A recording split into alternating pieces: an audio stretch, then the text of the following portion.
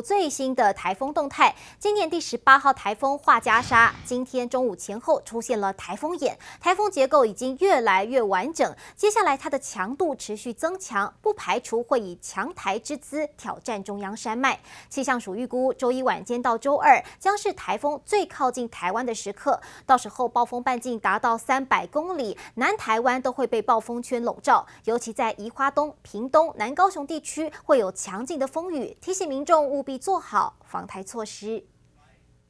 太平洋海面上，今年第18号台风画家沙外围环流相当宽广，中心台风眼若隐若现，台风结构越来越完整。那出现台风眼通常是中度台风或是强烈台风，它是相对比较完整的台风。那后续由于它附近的环境还是蛮好的。包括它附近的水汽供给也是非常完整，它未来1到2天还是稳定的成长。画家沙台风开眼，风雨威力持续上升。天气风险分析师吴胜宇表示，云图上已经逐渐可见到云卷形态的风眼，暴风半径也将上看300公里，是今年以来影响台湾的台风当中暴风半径相对较为宽广的。300公里的话，大概已经是从台北到台南左右的这个距离了哦，所以说，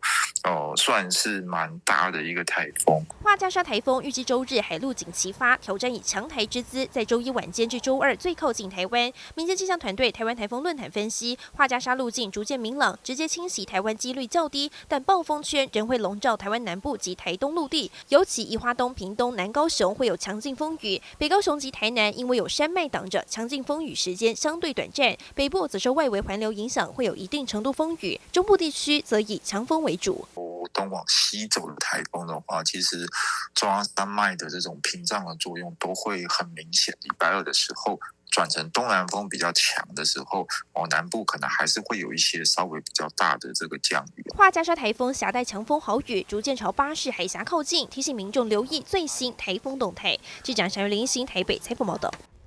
财经新闻不漏接，赶快下载非凡新闻 APP。